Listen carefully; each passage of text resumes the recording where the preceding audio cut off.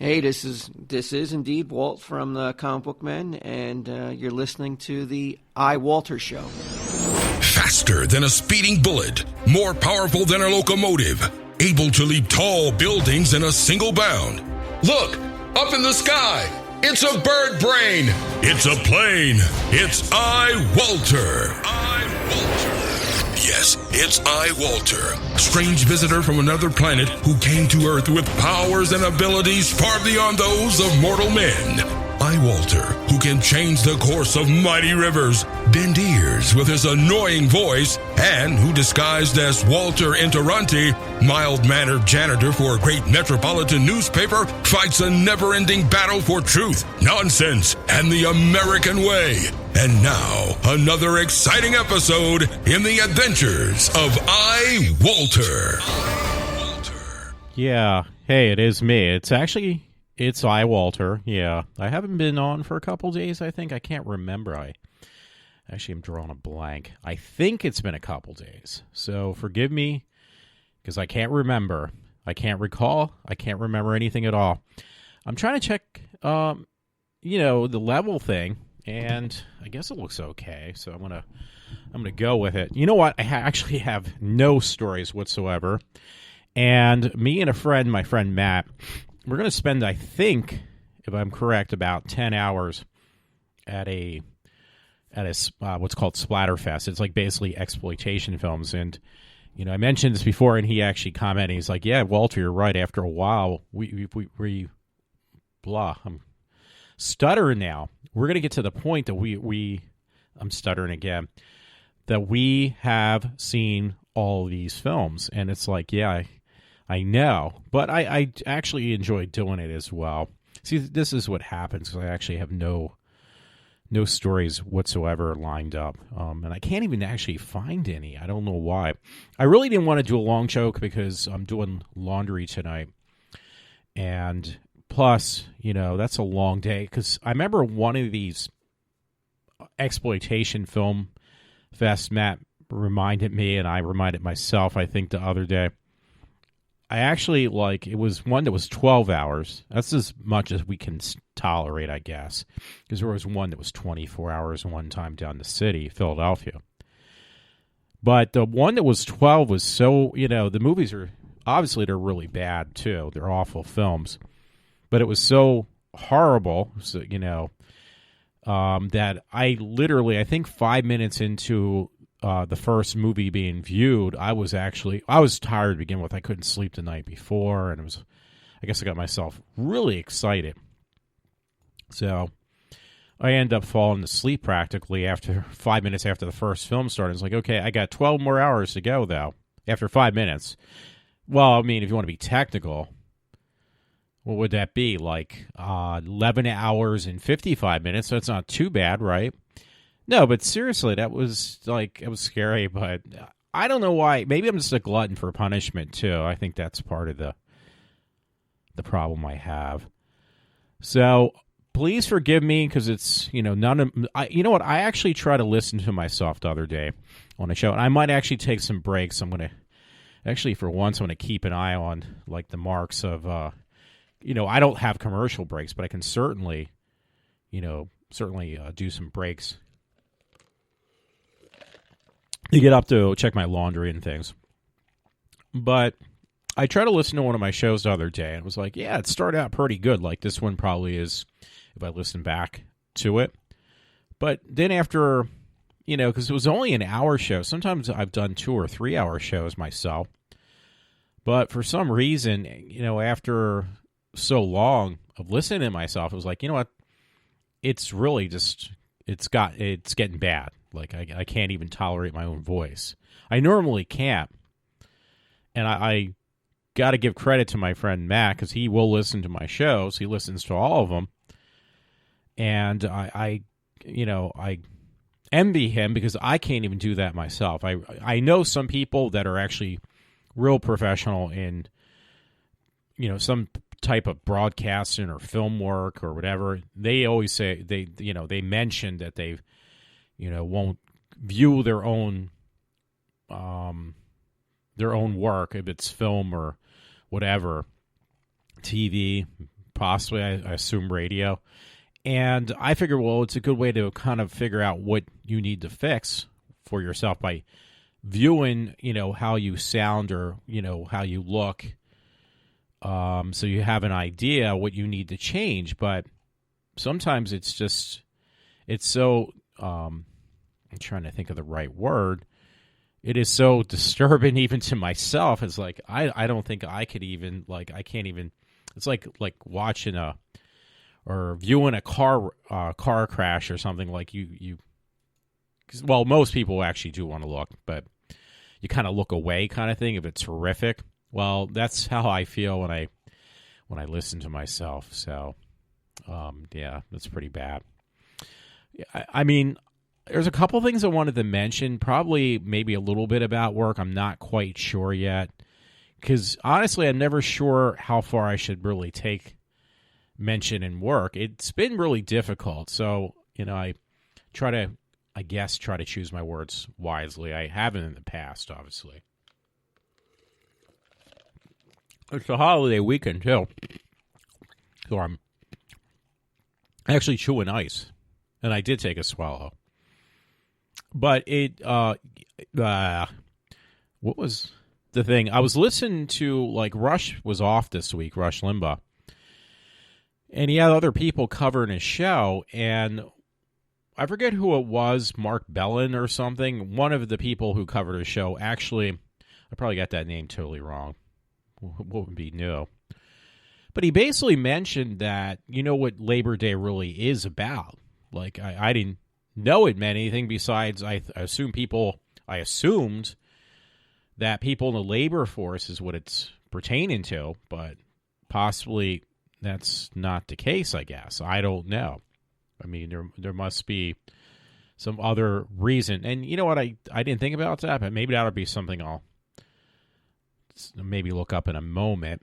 But there's some other things actually wanted to talk about besides work and maybe figuring out what Labor Day really stands for. Because honestly, I can't tell you what it stands for. I don't know. I mean, most holidays, I think I don't really understand fully why we have them. It's a day off. Most people, it's a day off just to do nothing. But you know what? There's some people out there that do that 365 days out of the year.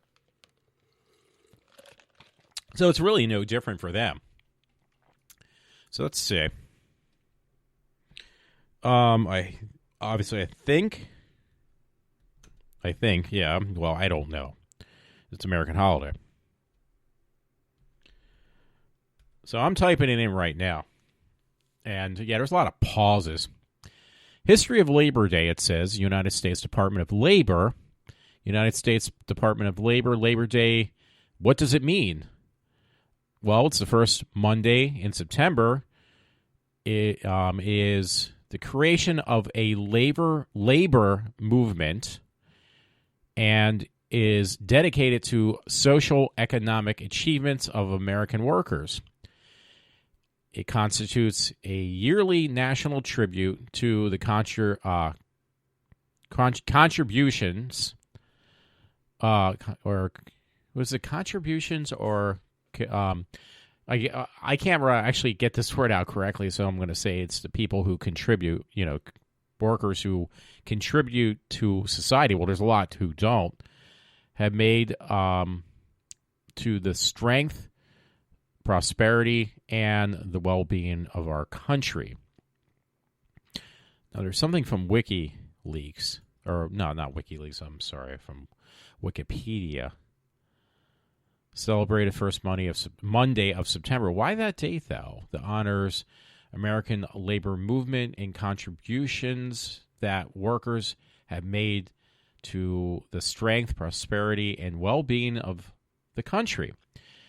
It says it is the Monday of the long weekend known as Labor Day weekend and is considered the unofficial end of summer. Well, it's the passage of summer and celebrating people, giving them a day off or an extended weekend, I assume. But here we go. Here's his history, though. Now, this is on, again, I'm not even sure if this is a good source, but it's from Wikipedia, and that anybody can change what they want it to mean. Beginning in the 19th century, as a trade union and labor movement grew, different groups of trade unionists chose a variety of days on which to celebrate labor. In the United States and Canada, a September holiday called Labor or Labor Day was first proposed in the 1880s. And in 1882, Matthew McGuire, a machinist, first proposed a labor holiday while serving as Secretary of Central Labor Union, which is CLU, of New York. Some maintain that Peter J. McGuire of America Federation of Labor forwarded the first proposal in May 1882 after witnessing an annual labor festival held in Toronto, Canada. In 1887, Oregon became the first state of the United States to make Labor Day an official public holiday. By the time it became an official federal holiday was in 1894, 30 U.S. states officially celebrate Labor Day. Thus, by 1887, in North America, Labor Day was established as an official holiday. I apologize for stumbling his words. Now I can see, because I listened to whoever covered Rush's show, and he kind of made a little bit of a sly remark saying, hey, do you know what Labor Day really stands for, and who had established it? And I can see where he's going now, and it's difficult because I have people who will listen to this probably and get, more angry with me, I guess. But I assume I'm going to be open-minded, because I have a reason why I need to be open-minded too, because I wanted to mention this movie I had purchased for some reason. And that is, because I work in a unionized a unionized force or something from, where I work. And the thing is, unions originally, the way I understand it, were established, to protect, children, I assume. I could be wrong. Or it was something like that, because children were being, there wasn't in.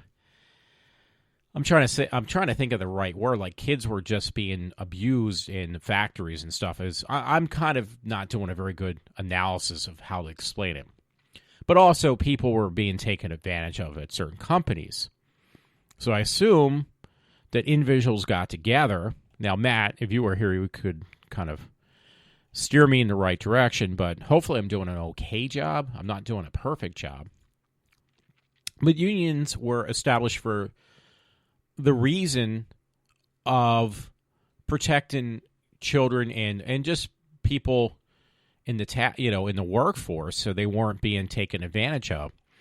But unfortunately, over the years, that just kind of changed. I think directions, because I've been wrong before. Like, I misunderstood. I even thought on it, for example, about what time do I have? Because I'm going to make sure, even if it's the first half hour, I just cut off for a few minutes.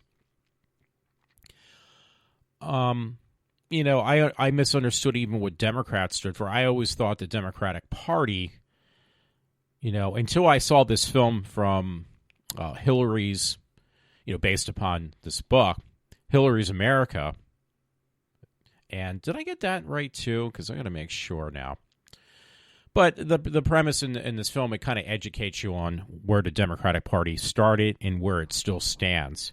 And I always had this belief that maybe the Democrat Party wasn't as corrupt as it is now, and obviously that was wrong. So let me put this in now, make sure I'm saying this right. And everybody, there's that old saying also, I've said this before, it's Hillary's America, The Secret History of the Democratic Party. It's a very good film, by the way. There's always two sides to every story. Actually, there's three sides. There is, one individual side, then there's the other individual side, and then there's the truth. So, I don't want to say, well, okay, one person is actually the one who is correct and this other person is not correct, because there could be truths on both sides, or they could both be wrong. That's why you say this, or, this statement was made. But I would say either side is going to be incorrect in certain things, but not all the way. It's hard to say. I'm trying to keep this very an open-minded discussion that I will be having, or what I'm having right now. So, now I lost my train of thought. Okay, for Labor Day. So, I would hope, maybe it's this thing because my friend Matt has explained this before, what he calls wishful thinking, which he is correct. He's mostly right, 99.9% of the time. Matt Tarns, in case Matt Harthman's listening. But, yeah, there is that thing where, God, I'm drawing a blank. I really just got myself lost. Walter, where are you, Walter? Oh, I'm over here. That there's a thing called wishful thinking. I want to be. I hope I'll be rich someday. I'm using this as an example, but is it going to happen? Probably not. Or you wish for something to happen a certain way, and it never happens that way. That's that. Matt calls that wishful thinking, and it's yeah. So I'm wishing that I'm right. I don't know. I don't even know why I started bringing that up. So, but I think a lot of people have wishful thinking, and Matt said that before, Matt Tarns, and it's true. So anyway, I started watching this film I got tonight because. And again, like I said, this whole labor relations thing, I think this is what I'm trying to point out. I'm kind of under that thing of wishful thinking, I hope I got it right, but I could be completely wrong. Or even about, there's the two sides of the story thing.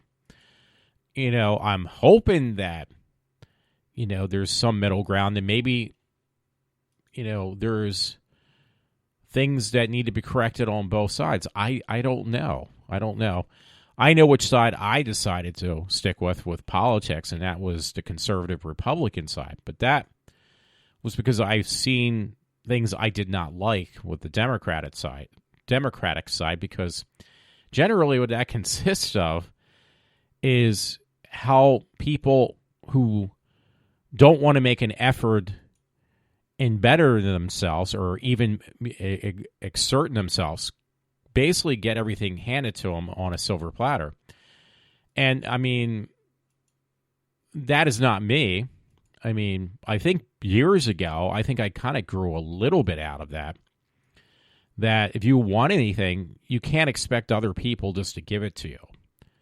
And I think I kind of learned that in college, too. Because I remember Matt used about being a serf. He made some song and he spelled it not like surf in an ocean, but there's different groups of people, because I had taken this sociology class centuries ago where that was explained what a serf was. Basically it's another way of saying servant, or basically the working class. And then you had the, different classes of people and who was the one on the top. But, but these people don't even want to fit into any category. They don't want to be the serf. They don't want the subservient one, or whatever you want to call it. I don't know how to explain it, but, the person that's a working class, and subservient is not the word to use. So they don't want to work and work their way up to the chain to a hierarchy, I guess, where they not only better themselves, but they become self-sufficient. No, they want everything now, instant gratification, and they want to be dependent on government. And that's basically what the Democratic Party has always been and always will be. So maybe this would be a good time to lead into, and I got 10 more minutes. I'm going to take a mini break and see what's going on because, I'm doing some other tasks at this time. And this will be good because it would make it more interesting for people to listen. And you don't have to worry. There's no commercials. Nobody's sponsoring me, and I seriously doubt anybody ever will want to. I wouldn't even want to sponsor myself. So, I'm trying to think right now. I know that's very difficult for me, trust me. But I bought this film because I paid it off already, too. I'm at the point, my friend Matt said, I have some bills I have the money to pay it off. But he kind of doesn't want to, which, again, you kind of do this. You put money on a credit card, you can pay it off right away, which is the right thing to do. But in other ways, you can kind of build your credit up by just using it and not just, you can, I would assume, build good credit by paying it off right away. I'm not sure. Quite honestly, it's the OCD thing in me that I just feel like things have to be a certain way. Maybe it's a way of control. I don't know. Well, that's what OCD kind of is anyway. Controlling things that you can't control in your normal everyday life. So, now I lost my train of thought again. I'm not going to call out Walter again. That was ridiculous the first time.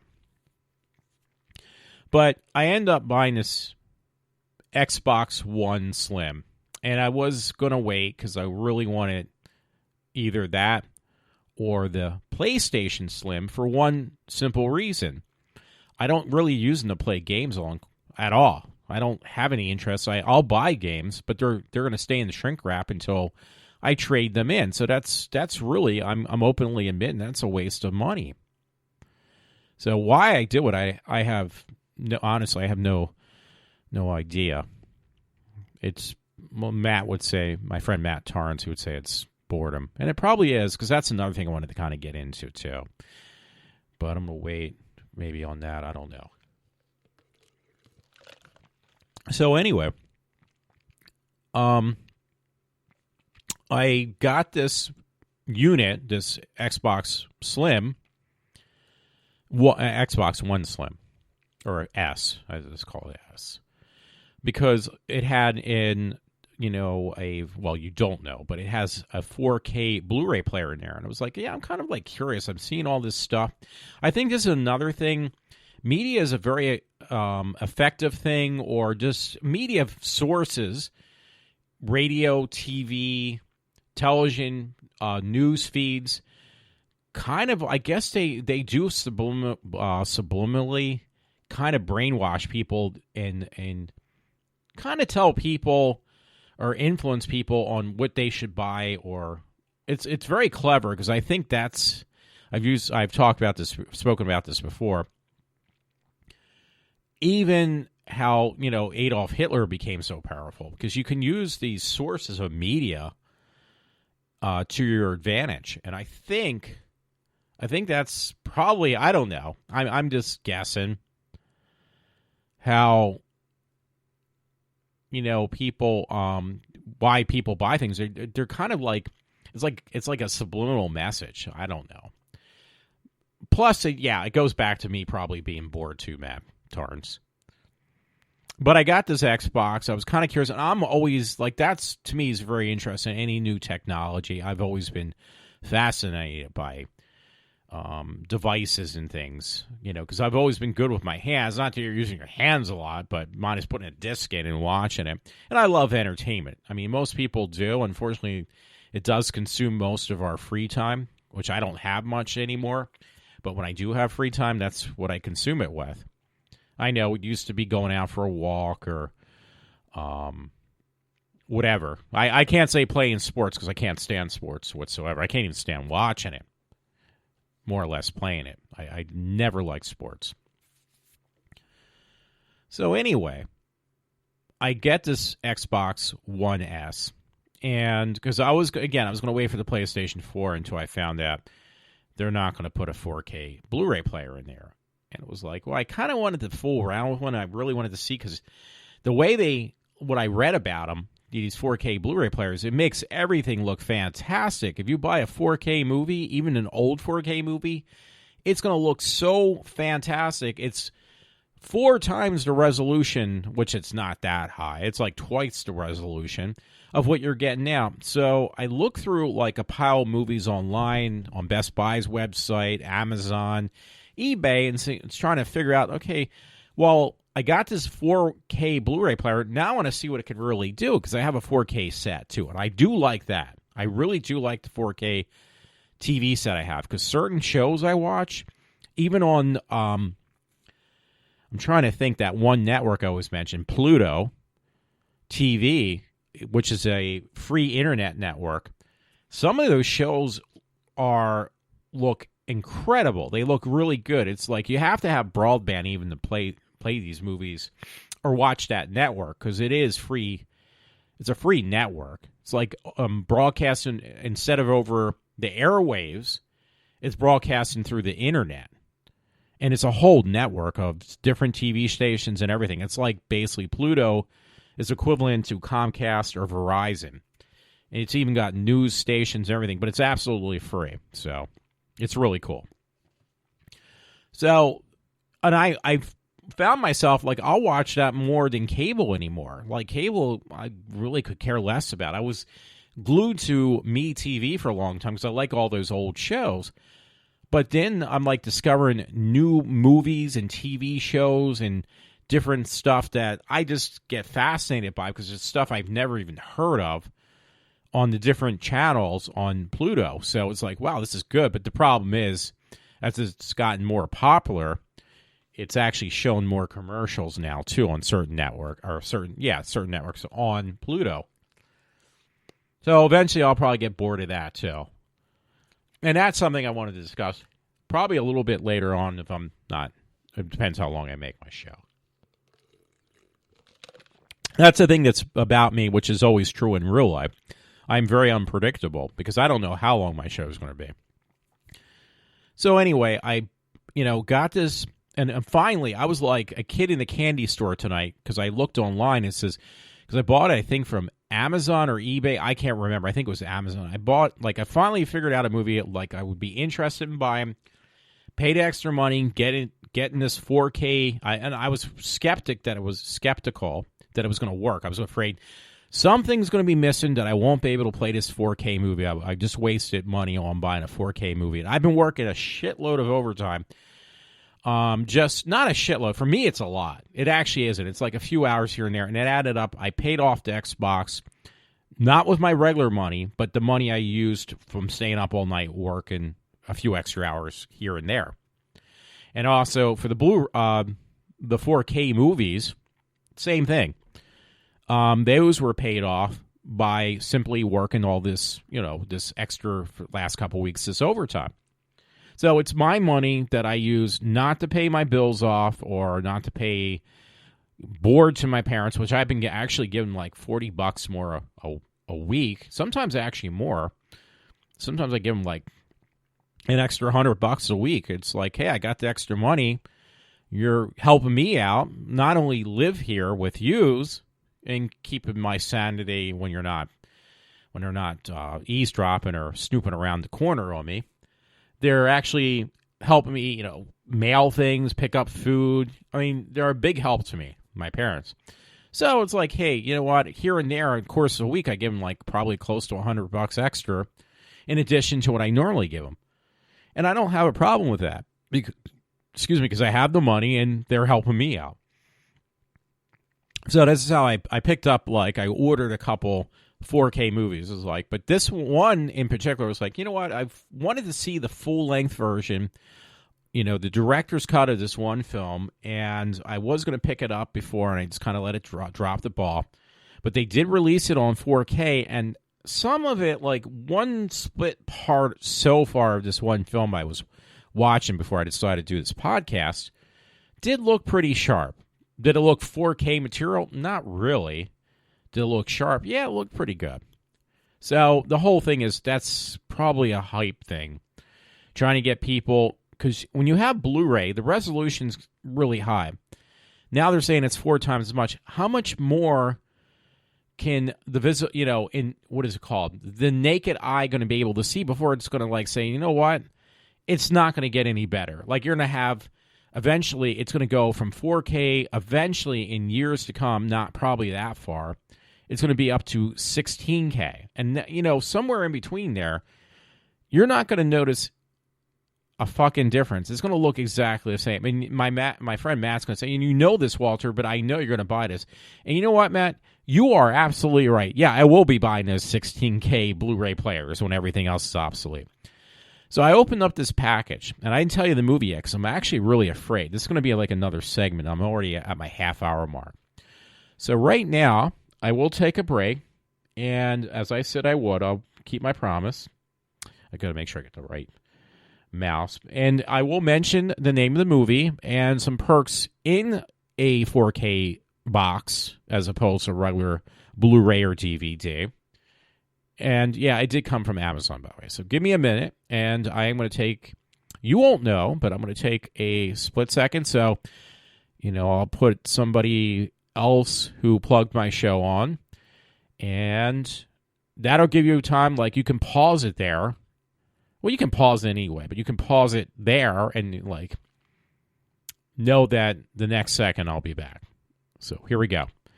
This is Walter from iWalter, and I am taking a mini break. Hi there, my name's Matthew Harfman, and you're listening to my good friend Walter from the iWalter Show. Yeah, it's me again. Hey, I'm back. So, yeah, I hope you enjoyed that millisecond break. But, yeah, I'm back again. So, I promised I would talk about the movie that I had just purchased in 4K. It's like the first one. I ordered like a couple of them, like 2 or 3, I think. I don't know. But I try to look for the cheapest price because, believe it or not, well, if you look in the stores, 4K movies, since they're not that, they're just coming out for the last year or a few months, they're still fairly expensive. And there's a reason for that, too, and I figured that out real quickly. One reason is, one of the main reasons, it's not because, well, it is partially because it's 4K, so supposedly 4K. Maybe it is. But you know what? You got to remember, like, it's an older film I purchased. If you order a film that was not originally shot with a digital camera and it was shot with film, there's only so much you can do. Yeah, there's a lot of quality in, film, but you're going to get to the point, though, that there's no more you can get out of it. So, and it's going to look kind of grainy. That's all you're going to get is more grains out of it, not more picture quality. So, and how far do you really want to go? Because eventually it's just going to look like video, I would assume. I don't know. But I do like, the clarity of higher resolution movies. They're, put on higher resolution. Sorry about that. Higher resolution disc. Now, sometimes, though, this happened with Blu-rays. As Blu-rays got cheaper, they made them cheaper, too. See, 4K just came out, so they're going to make them a little bit less, the quality of the disc itself is going to be a little bit higher. But after a while, 4K takes off, then the quality is going to go way down. Like, they're going to make them really cheap, material-wise, which obviously is going to bring down the price. But it's going to take a while for it to, like, catch on if it does. I don't know yet. It's not a complete loss because you can buy a few movies in 4K, and believe it or not, you can still play them. Well, you have to play them with a 4K player, but you can still play your Blu-rays, your DVDs, and your CDs. So, it is backwards compatible with every other format of digital discs. So you're not, like, wasting your money that way. You just won't, if it doesn't take off, you're going to be stuck with a rather expensive Blu-ray player. Because Blu-ray players when they first came out, they were around the $1,000. Then they dropped down, every step of the way, and then they finally got down. You could buy one for like $50 or $25 if you really wanted to. And the disc have gotten cheaper too.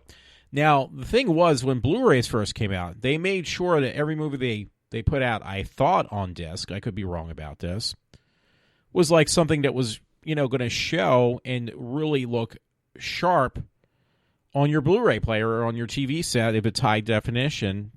Back then it was 1080. Now you're talking 4K TVs, which are like double that resolution. They say it's 4 times, but really it's only, I think, no more than double. Excuse me. So, but the movies that came out on Blu-ray, most of the time they did look pretty good. But after a while, after Blu-rays became the new format for DVDs, well, guess what they end up putting out? They put out really crappy movies, and they didn't even change anything about it. They didn't try to clean them up or anything. They just basically just transformed them from videotape or DVD to Blu-ray with no...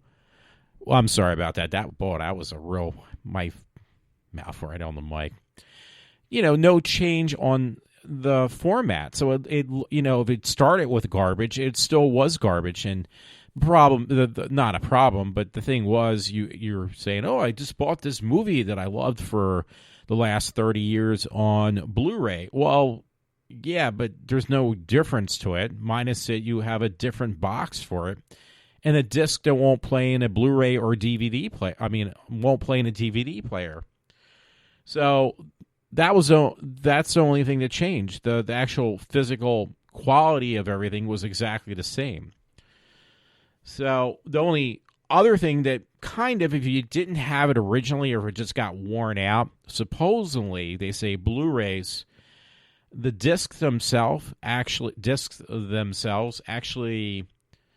can take a little bit more of scratching, and they can get damaged without actually physically affecting you viewing the film or TV show, whatever it is. Blu-rays are supposed to be a little bit more durable in that way.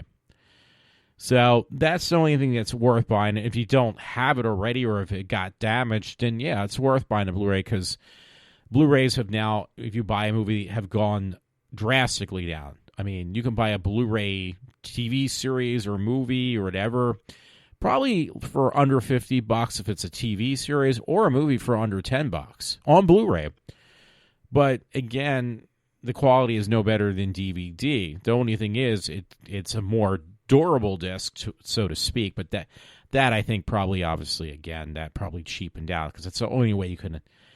The manufacturer who makes these discs, they don't want to lose any money. So, because that happened with CDs. Like when they first came out years ago, CDs. I remember my one friend. His name was Joe Thomas. And he used to throw them like frisbees. He would just, as a joke, he would brag to his friends, because he was the guy that I lived next to me when I lived in Horsham, that he would put them in the dishwasher and wash them. It's like, it's not going to even hurt them. Well, the thing was, the CDs back then were like thick. They actually had a thickness, or I don't want to use the word girth, but they definitely had a thickness to the disc. And as they made them cheaper, when CDs became more, a mainstream thing, they made them cheaper and cheaper and cheaper. And especially when they made the recordable ones, and they just basically became paper thin practically, or they just got really badly damaged much, much more easily than the original disc did. And it's the same thing they did with DVDs. The same thing they did with Blu-rays, and probably the same thing they're going to do with 4K.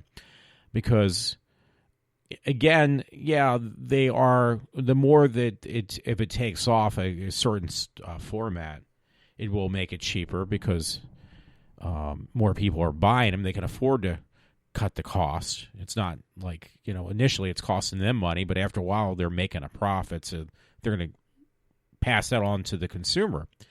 But in addition, it's like, well, wait a minute, why are we making this product with this high of quality when we can make it cheaper and make even more of a profit, without, because they're making a profit, but they want to make more. So that's what happens, I think. So I still haven't mentioned the movie, and I'm going to probably take another little snag break around the next half hour mark and see how that works. So anyway, what was I going to mention? The movie I got, I should mention it by now. I should have said it by now. I have it in 40 minutes. The movie I bought, and there's a reason I'm kind of being careful, I guess, because I never realized that okay. The movie's based upon a graphic novel. Let me start with that. And when my friend Matt Tarn says this, he'll probably say, "You didn't know this. You really did not know this." And honestly, yeah, I didn't, because it's Alan Moore. Because I've actually seen other things that Alan Moore has, his graphic novels that were made into movies, and they were actually very entertaining. So I haven't mentioned which one it was, but Alan Moore, believe it or not, is responsible. This is no joke. He's responsible for things like Swamp Thing. So do you see where I'm going with this? I mean, he's done other things, and The Killing Joke, I think it was. I think Alan Moore actually did do that, but he did do one on the Batman Dark Knight. He made a graphic novel. So he does interest in, what graphic novels were all about, which is basically entertainment. But he's stuck on, Alan Moore is a little bit of a whack job. I don't know what else to say.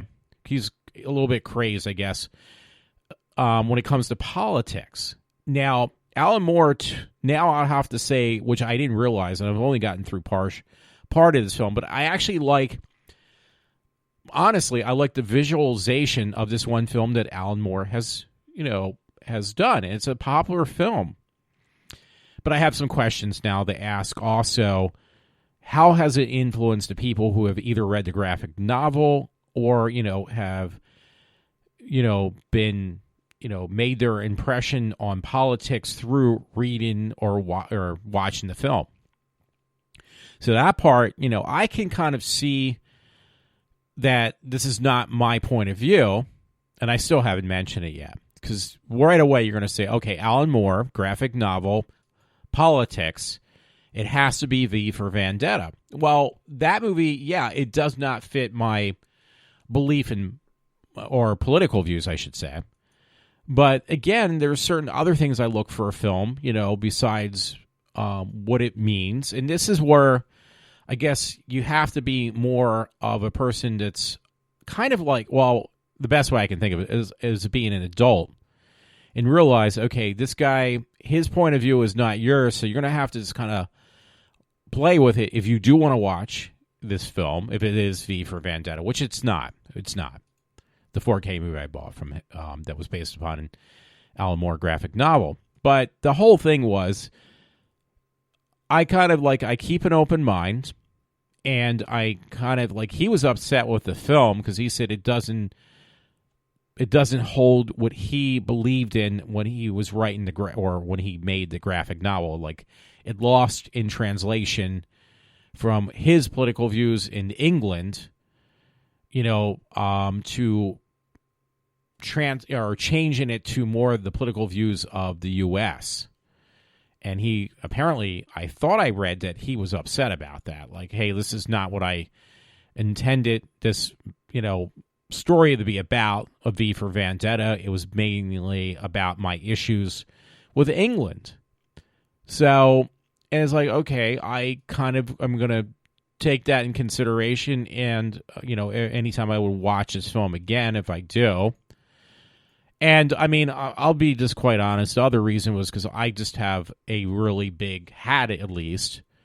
She's done some interesting things. I have a big crush on Natalie Portman. And there's that one scene where she dresses up like a little schoolgirl. She's not a schoolgirl. I mean, she's not like a teenager, even especially then when she made that film.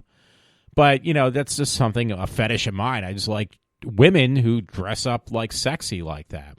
Not that it was really sexy either.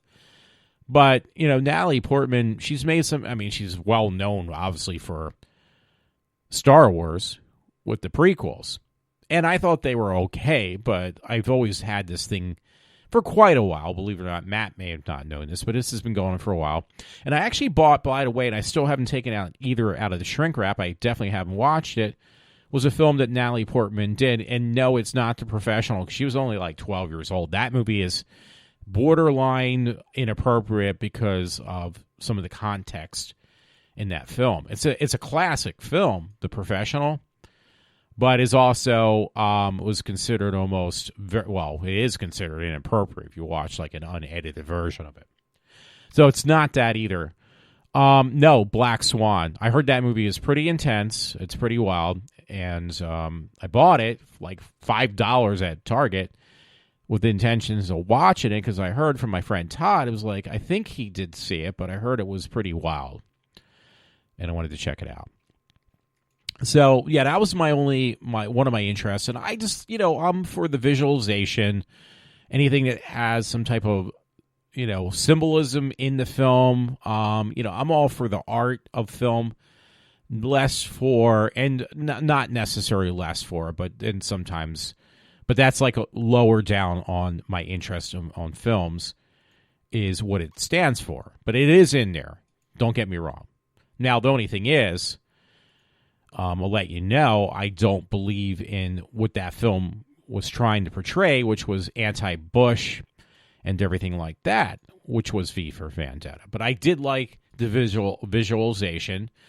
It did give me kind of a clear picture, or at least with Alan Moore's, being British, the understanding, because I knew some British people. I asked them about Guy Fawkes Day, and they said, yeah, well, that's in England.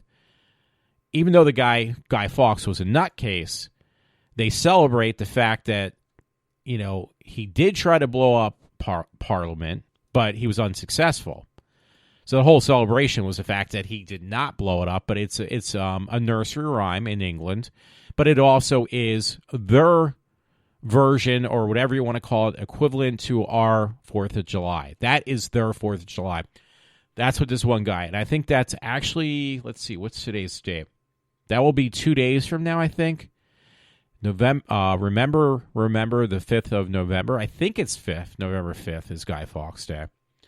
Either way, that was part of what, his growing up, Alan Moore being British is what it's about. It's about Guy Fawkes Day, but also how he was unsuccessful. He made it into a graphic novel.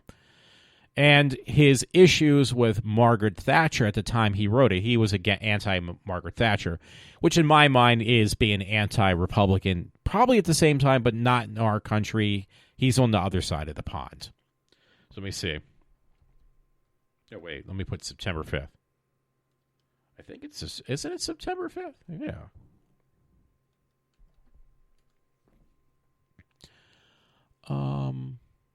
September 5th. I got to be more specific on this one.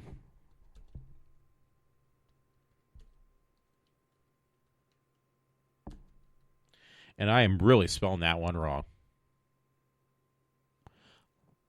Holiday schedule for the 5th. Because I think it's celebrated as a 4th of July celebration. Now, because that's the only thing they really have to go with in England. So Guy Fawkes is the thing. I could probably even just put in England's 4th of July. Let me move this down. England's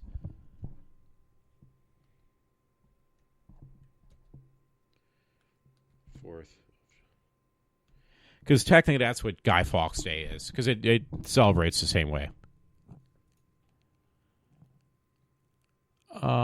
What do British people really think about 4th of July? No. Because I can't spell Guy Fawkes. I'm not even sure how to spell his name. Let me try one other thing. Guy Fawkes. Oops. And England. I know. I'm making too many. And let's see, it is time to 10 more minutes. Okay, yeah, it is G-U-Y. I didn't know that. Guy Fawkes, also known as whatever, Gennaro or something, Fawkes. The name adopted with fighting for the Spanish, was a member of a group of, let's see, English Catholics who planned the failed gunpowder plot of 1605. Fawkes was born and educated in York. Guy Fawkes Night. It is a celebration, though. Guy Fawkes Night originates from a gunpowder plot of 1605 a failed conspiracy by a group of, provincial English Catholics to assassinate the Protestant King James I of England and replace him with a Catholic head of state. But it is a celebrated day, and I actually do show people also search Alan Moore from that. So his last name, by the way, is spelled for Guy Fawkes, is Fawkes. Now, even though I didn't do a very good job of reading this, so that's kind of funny because the liberals play with this. They play with Guy Fawkes Day and turned it into something for the liberals' feat of trying to destroy the Conservative Party, I guess, at least in the U.S. when they made V for Vendetta. But the thing was, Guy Fawkes actually was Christian. He was a Catholic. And he was trying to, liberate England unsuccessfully. So that part, unless I'm looking at this wrong, that's what I'm gathering. So it's funny how, the liberal side, I assume, and even other countries, will try their hardest to change history or brainwash people to think that we're not the bad guys. It's these guys on the right that are the bad guys. So, I've successfully not discussed the name of this movie for almost close to an hour now. I don't know how I did this, but I did. So I guess it's going to wear really thin.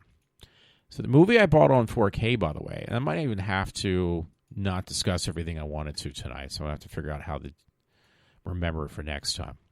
Or maybe I'll do a show with Matt next time I do one. I don't know yet. The movie I bought, by the way, was The Watchmen. There you go. I don't know why it's taken me so long, why I procrastinated so long, but it was Watchmen. And again, Watchmen was like one of those films that is a classic film. It's a famous graphic novel. And I remember vaguely watching it. I just knew it was a big film, and can't remember who did it or who directed the film. So I'll just put it in. Now, I honestly, when I saw Watchmen, I was completely confused by the film. I just had no clue. And getting it on the 4K completely uncut, like everything that was meant to be in that film is in there. And that was back in 2009. The whole film, as it was meant to be shown, believe it or not, is 3 hours and 35 minutes, I think. 3 hours 34, 3 hours 35. That is a really long fucking film. It was cut down by an hour and a half, I think, when it was finally released. So there was a lot chopped out of that film. So I'm trying to think of who was the director. Let's see. But I didn't realize, and it's my own stupidity, I'll admit to this, that it was another one of Alan Moore's. If it is truly, I don't know if it's twisted or what, but it kind of is on the same line as V for Vendetta, because what does it do? It kind of, what I've seen, and Matt Torrance, if you hear this, please keep an open mind in case I am misunderstanding what the film represents, but as far as what I could tell watching the first hour, I got 2.5 hours more to go. Zack Snyder made the film, by the way. If that means anything to anyone, I don't know. Yeah, well, Zack Snyder did 300, Sucker Punch, which is an excellent movie, Man of Steel, and now Watchmen. Well, again, I don't know why Zack Snyder picked it. Maybe because the visuals are really cool in the film. Don't get me wrong. But the actual film itself has got the same, I thought, again, unless I'm misinterpreting things, but it seems to have the same kind of political view that V for Vendetta does, which is not a very pretty picture. So Now, Matt Torrance is going to ask me, so why did you buy it? It's like, honestly, I did not know. Did you do your homework on that, Walter? No, actually, I didn't. I just remember I love the visuals in the film. So, again, I'm more of a person who is all about that. I like, I'm easily sold on visualization. So I'm watching it, and it was like, okay, the plot, which I'm sure was in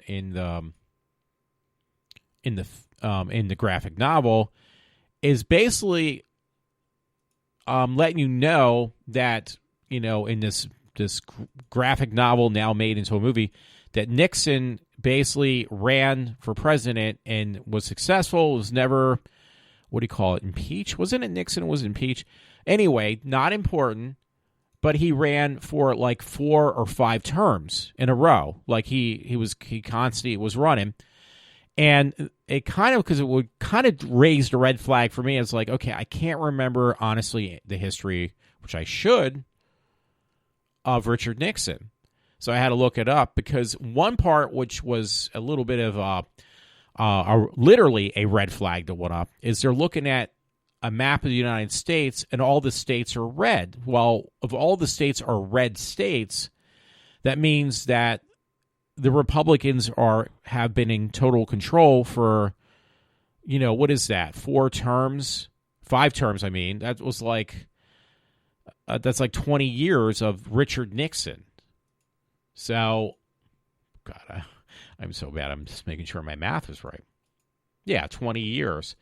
So, basically what they're trying to incorporate in this film is like, well, you got these superheroes that were basically either starting to be knocked off, or they just got too old to do the jobs. And these superheroes, which were working with the government, I guess, are, certain ones were, did believe in keeping the country free, but that just became corrupted by having the same political, figurehead or whatever you want to call it, not figurehead, person in office for 20 years, which was Nixon, and it changed the roadmap of what, history looks like, obviously.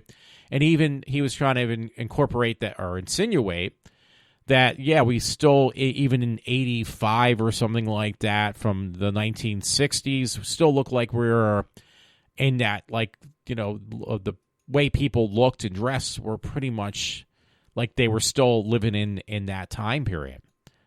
Like that even slowed down. So I don't know. I've never really, honestly, I never read the graphic novel, so I don't know much about it. Again, it was just the visuals in the movie that I kind of really liked and was interested in seeing, because it was something unique and some sexy girls. Obviously, I'm very shallow on that fact. So, but anyway, yeah, when I saw the map of the United States and how every state was red, and then the whole thing about Nixon, and then basically, there's a reason I'm bringing this up too. I am going to watch the film. I'm keeping an open mind. I think if you're somebody who would the word be susceptible, or a younger person who is very easily influenced by what they see or read, especially in a graphic novel, that could be pretty dangerous material. It really could. I'll tell you that much right now.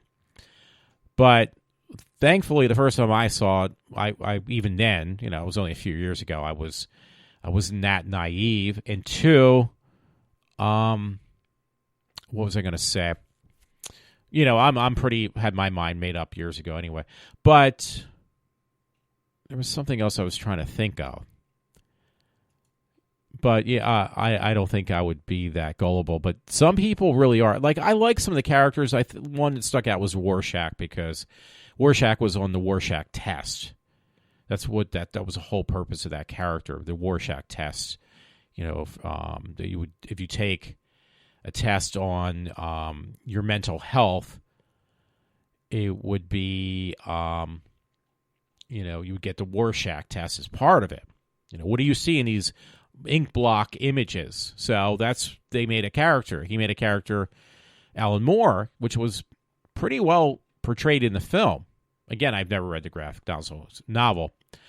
But you see, which is why I wanted to bring this up and probably take another short mini break too, that Watchmen is basically, and I wonder now, maybe like, we got a generation now, which is, I didn't think would be that harmful, but obviously I guess it can be. A generation, maybe a couple generations of people who just grew up on not only just cartoons, but comic books and stuff. And these people that had grown up with these, if you got people who are writing these graphic novels that are liberals or leftists, and you got this, young generation at that time, now adults, who read this stuff, and they think this is like, yeah, this is the way I want to be. I want to be, on the liberal side because the conservative side is not the one right for us. Now, that might change, I hope, simply because now we got people like Rush Limbaugh who's making these, storybooks for children that maybe, but they're not picture books. Maybe that's what he needs to do next. But maybe that might change the next generation coming up. But anyway, yeah, I mean, I never thought of it, and it was like actually watching this film is kind of scaring me. That I didn't realize, because this was written back in the 80s, I think, the graphic novel. I'm going to take a guess, like 85. I'm going to go back and look. So now I'm looking at some pictures of the sexy women in the movie. Let's see. Film. 1986, I think, is when it came out. So, yeah, I mean, these people now think about it. 1986 is when Alan Moore made, sketched up this book or graphic novel on his political views. And now you got these people as adults who grew up with this, from the graphic novel, and taking this as like the political Bible of what politics is all about, which it's very, I didn't realize. Again, I'd like to hear another view, or, it would be Matt here or answer me. That I'm going to watch this again. I'm going to keep it just, maybe for the purpose, because I do like the visualizations, but I just don't like what it stands for. And I'll let you know. I'm not that stupid.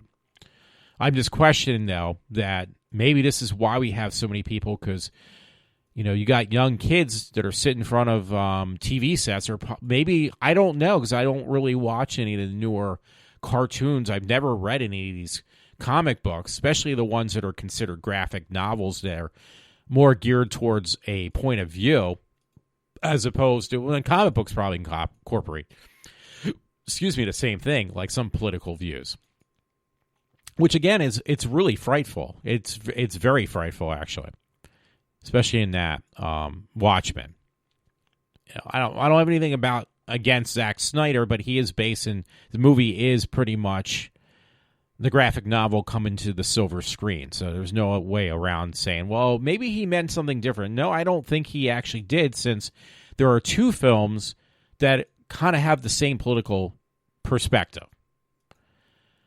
So, yeah. So it basically was trying to portray, this is what I've been trying to say for over an hour now, I guess.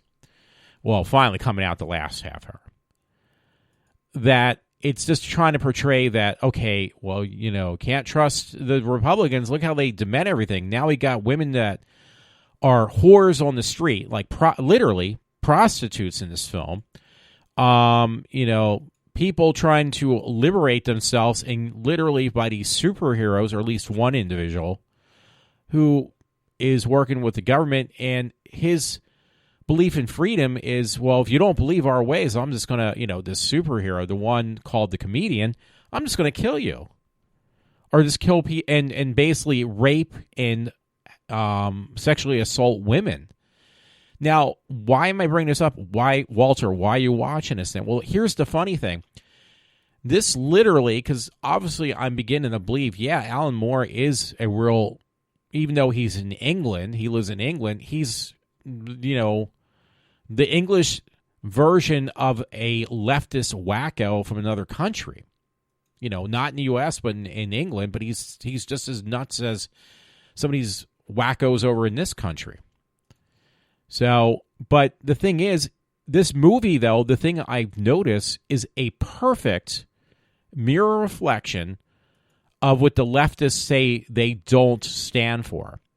So, I mean, literally, the way I'm like watching this film and I'm filtering it to look the way it really should look like, I'm taking everything that this film is trying to portray on the right of how they basically have now 20 years of having Nixon have corrupted the United States. I'm actually reversing what I'm actually watching as I'm taking it in and making it out like the way it really is. Okay, well, now we've had 8 years of President Barack Obama, and look what he's done.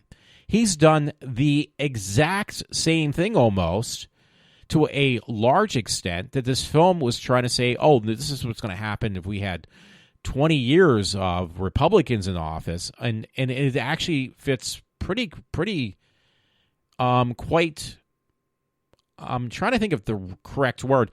It fits perfectly. If you like reverse it and put the Democrats in this film of Watchmen in the Republicans' heads or bodies, and reverse it and put the ones who are running from the law and the ones who are getting really fucked in the sense in this movie, instead of being Democrats that are being victimized, and make them Republicans, it's like, yeah, this is like an accurate film, but it's just literally, it's the reflection in the mirror.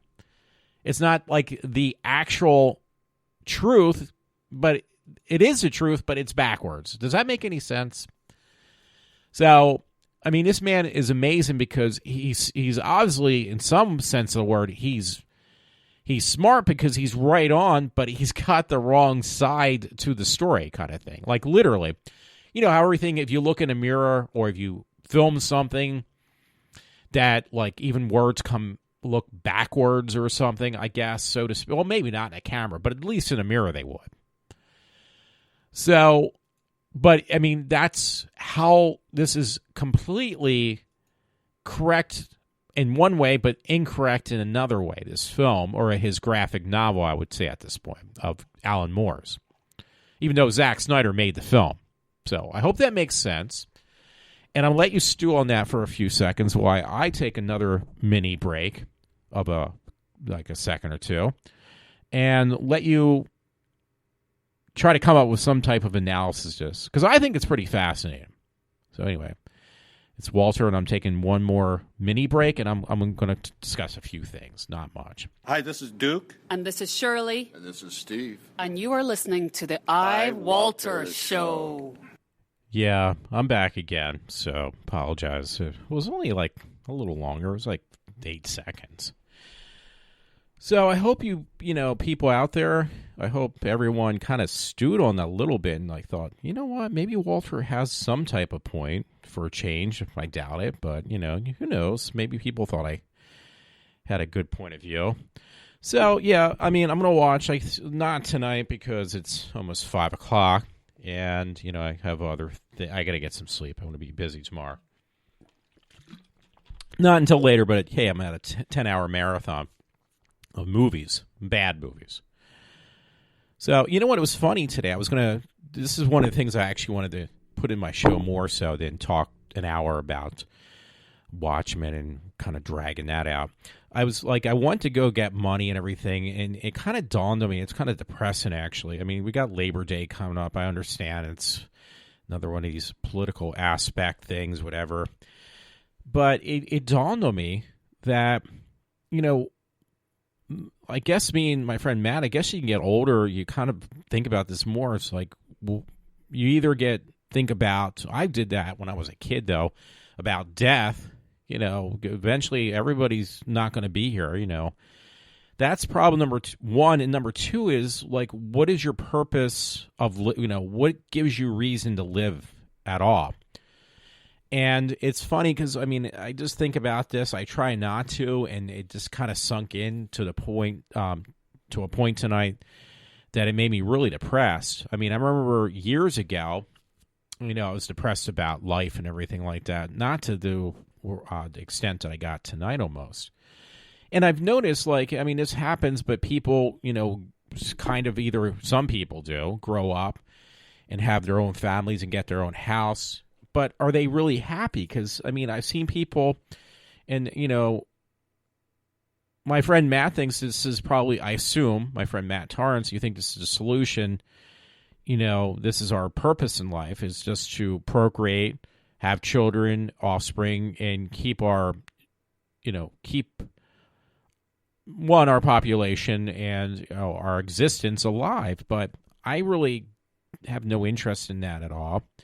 I really, honestly, I think, because that's the way I've been told, that I think I want a relationship with, for me, a woman. But then in other ways, I really, it's like when I buy merchandise or merchandise, I buy things. It's the same thing. I'll get bored of that too, and I think it's just a humanistic thing, because I know people at my job. There's a lot of them that think they're happy in a marriage, but then they end up cheating on their spouse, or there's a couple men there that actually have gone through and not happy, have been had to file for a divorce because that whole thing of being happy is gone, which could also mean they lose, obviously, their house and most of their belongings, because it's probably going to go to the wife and the children. So that's kind of depressing. So, there is no right answer. And then I thought about it. It's like, well, what is the purpose of living any longer if no other reason? And it's like, I think the only thing that keeps me going, because I don't have an interest in having a relationship, quite honestly. And I thought about it. I was like, well, I moved home because I was forced to. I didn't have the money like I do now that I could actually move out. So it's got to be something else. And I said this to my friend Matt Torrance before. I think it's because what keeps me going, as much as I complain about them, is my parents. And I thought about this on the way in from outside, from coming home from work. So what keeps me going with my parents then? And it's like being in one of those marriages where all the, I'm not saying this with my parents, but I'm just using this as an analysis, that all that spark is gone, and the only thing that keeps you together is, I guess, what is that, like a level of comfort or something? Like, that you don't get along with these people, that person, but you stay with them because you don't want to be alone, and you don't know what to do without that person. And that's kind of like me with my parents. Now, is that partially their fault? I don't know, honestly, because I know my father, for one thing, every given chance he had a problem with me, he ended up, I hate to say this, but I ended up in a mental state hospital for months on end. And that's another thing I kind of been thinking about. It's depressing.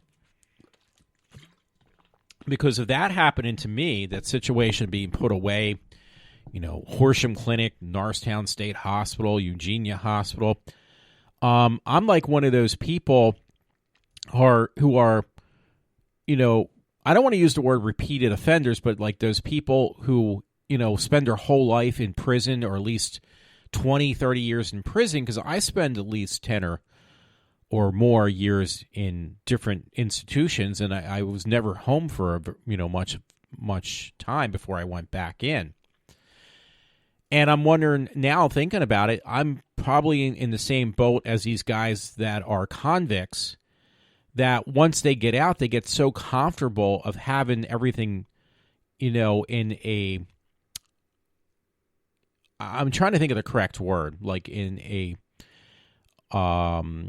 supervised or a controlled environment. You get so used to that, like everything, that what's going to happen from one minute to the next, because everything's set up for you. You kind of get used to that. Like, you don't have to worry about other things. And plus, it keeps you, believe it or not, I'm not sure how it is because I've never been in prison, but I know from being in these hospitals, they had something going on that you were involved with, or you want to, like, community get-togethers and stuff like that. all the time. Like, they kept you pretty, not real busy because you had a lot of downtime that you were just sitting around. But, you had your peers that actually did communicate with you and didn't ostracize you for the most part because they were there for the same reason you were. And their whole purpose was, okay, the sooner I do what I'm supposed to do, which is, talking about my problems, communicating with others, I'll be out of here. But it was a forced arrangement with other people, but sometimes that actually turned out because, you lived literally under the same roof with these people for months on end. I was 6-9 months sometimes, and but we were all there for different reasons, but at the same time, we were all had one goal in mind, and we wanted to get out. But so we became like families, these situations. And I assume like prison life might be the same. I don't really know. But where I'm bringing that up, I even thought about that. It's like my only place I actually know how to react or how to act, because that happened to me just not too long ago where I was in that situation again. And it's uncomfortable at the same time, being, having all your rights taken away from you. But at the same time, your responsibility, I don't even want to use the word responsibility, but that I grew up with that for like 10 years, being in and out of institutions. So as much as I fought it tooth and nail, you finally get to the point over the years of that happening to me. And I've heard this about prisoners. I've heard this like prisoners, like maybe it was on TV shows with prisoners, but I'm sure that comes from some truth too. Where when they're on the outside world, they don't know how to live, like, because their whole world was. I've seen this even on old TV shows, like Car 54, and I think there were some other ones. If you've never heard of it, it's an old black and white show with Fred Gwynn and stuff. And there's one guy. Use this as an example, but I thought I've heard other situations that on the news that this is actually true. But bottom line is, I feel the same way. That once you're released, well, for these people, prison for me, it felt like prison, that you're so used to having a controlled environment that you had no choice with that you get used to it. It becomes the norm for me. And for me, having that for 10 years, off and on, like actually more regularly than I was out on the streets, that when you actually are released and left to fend for yourself, you don't know what to do because you're so used to living a life where everything was controlled. So, and I'm not trying to say, well, hey, maybe the way around this is we should have a society that's a social society. No, absolutely not. I don't agree with that at all. But it's funny, though, because when I think about this, saying this, if this is like the case, how come I'm not a person who believes in the democratic way? Because isn't that what the Democratic Party is all about, is we control everything for you so you don't actually have to even think. Believe it or not, I honestly don't agree with that, and I fight that tooth and nail every time I can. So is this a situation that, I really did not get the upper hand when I was in these institutions, that now I'm rebelling in this way? That's why I'm a Republican? I don't think so. I don't know. Maybe subconsciously it could be true. I really couldn't say either way. But hey, if that's the case, it made me a better person in that way. But I guess the reason I'm bringing this up, because I remember this one particular episode, but I've seen this on the news too. It was a show called Car 54.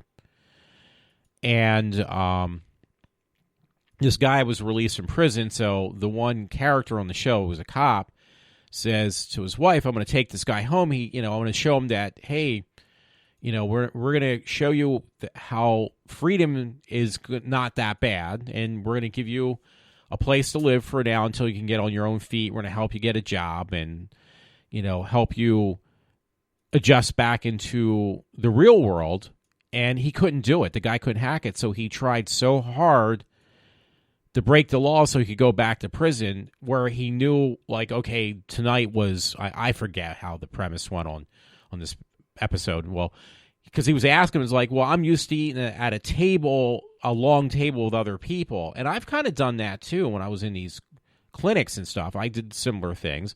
Or he said, oh, well, tonight was bingo night or poker night with the other guys from other jail cells. And we had things that we had get-togethers in these things. And I'm kind of used to that. And I've actually wanted to ask my friend Matt, because I guess this is very true in real life, that when I was in Horsham Clinic, we used to go to these excursions. Like if you're good and you didn't act up during a week, or you made some progress on what you needed to do to end up outside in the real world, they would treat you during the weekends where, you didn't have to go to therapy classes or group lectures or whatever. And if you're a person that was, doing what you were supposed to do, they would do these excursions to one place was this exercise place. I think it's still there, by the way. It's called Babylon. Or to like these different parks to get some exercise, like I want to say like rock climbing, but it wasn't really anything that elaborate. But these different national parks within Pennsylvania, not too far from the Horsham Clinic. And one time it was even one they had taken us to go see. That's how I saw the movie Aliens, the second one by who did the second film of Alien? James Cameron. That's how I got to see that and some other movies. Top Gun. Or, because I always wanted to, like, pick the excursion and go to movies. Or one time we went to the Willow Grove Mall. But most of the time, everybody, and I hated it at the time, I couldn't stand it, were all these different parks. And I know if I heard the names of them, I could tell you which ones they were. And it was like, how many people want to go to this national park? And these aren't the ones like Valley Forge. These were other types of parks. And I hated it. I hated every freaking second of it. But now it's like doing that for over, 1 year after the next, practically, months at a time. It now, like, I don't know how it is not to do things like that, these excursions or these group sessions or communicating with other people that were in the same mind frame as me. I'm like lost, and I've been lost probably for the last, let me think, 30 years practically now. So, and I thought about that. It's like, well, if anything ever happened to my parents, because they're the only other things I know that I can be myself with and be open about the way I think or, feel, more so than I can with people, because I'm still like feel afraid to talk to people that I don't know, or I feel uncomfortable in some ways. I sit in some other show that I feel more comfortable by myself, which is true. But the thing that makes my situation uncomfortable are people I don't know around me. So see, it was more easier when I was in a controlled environment. This controlled environment's gone. So this is a problem for me. But I figured, well, there's two situations I'll find myself in. I know in the future, I hate to say this, but this is probably what's going to happen. I don't know if would be a thing of, well, history repeats itself, because it's my history and it's my timeline. But I'll either end up, if something, God forbid, when it happens that my parents aren't here anymore, I don't think I'll find a reason to live any longer. I mean, I'm not trying to say this because I've been, since I can remember, I was always very suicidal. I had issues with OCD, depression, even eating disorder. Because I remember I looked at pictures of like, wow, I was kind of scared, very frightfully skinny, like beyond the point of being normal skinny. And it was more just like anorexia or something like that, because I was afraid to eat when I was much younger.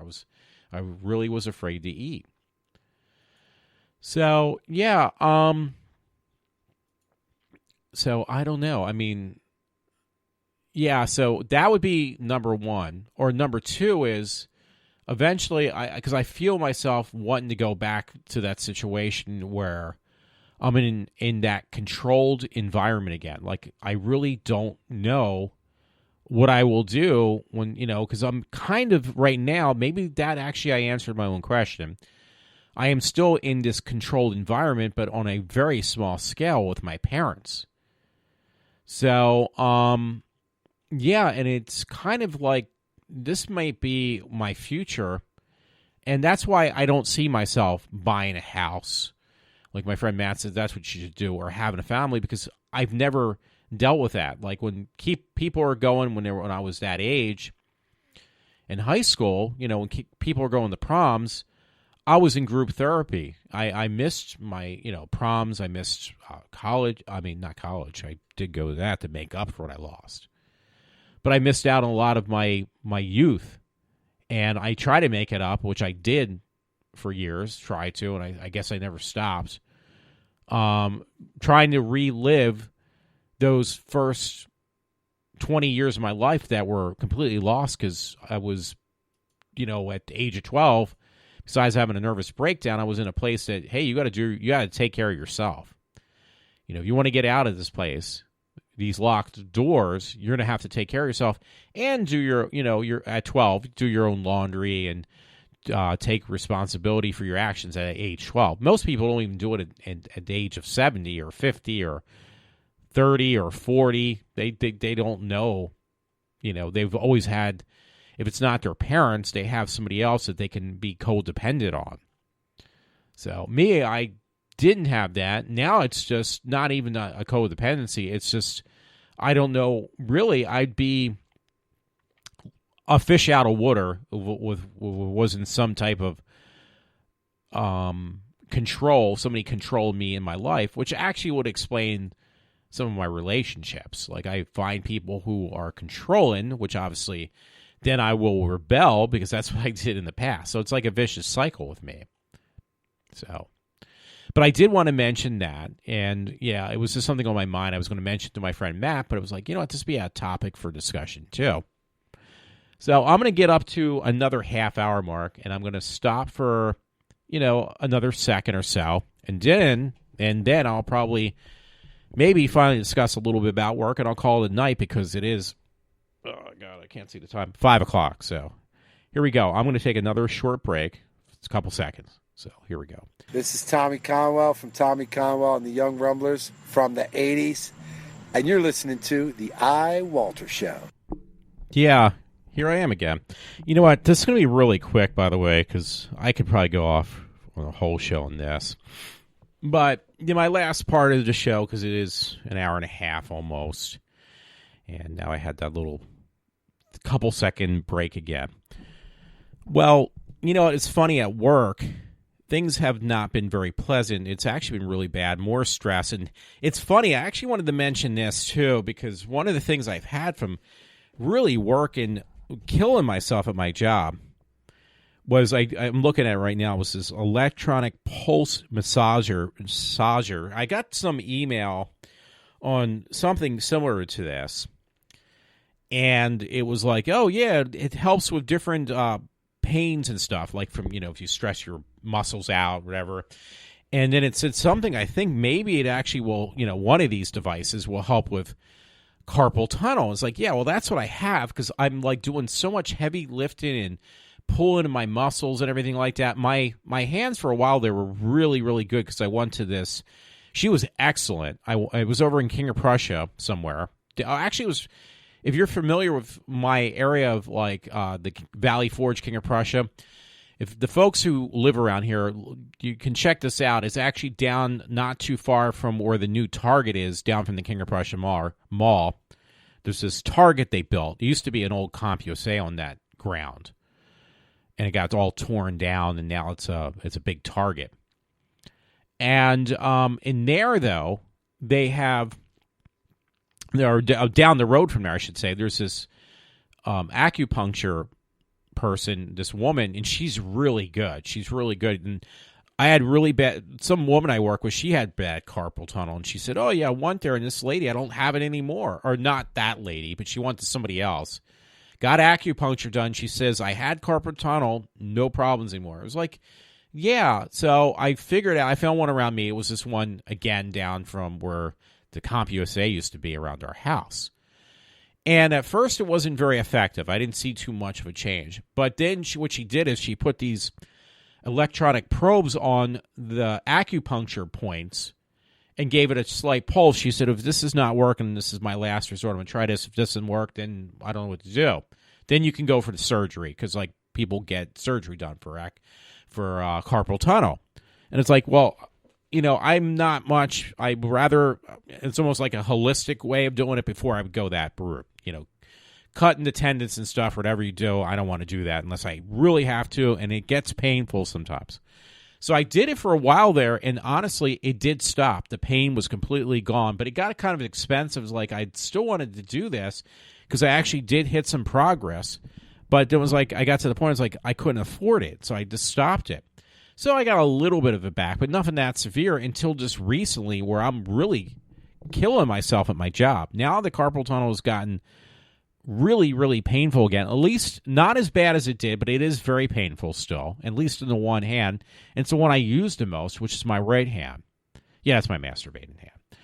So, seriously, though, and I looked and I saw this advertisement. It was like, I forget, it was some web link that I got screwed out of $600 for buying a laptop, which I finally got it back. I disputed it for a long time.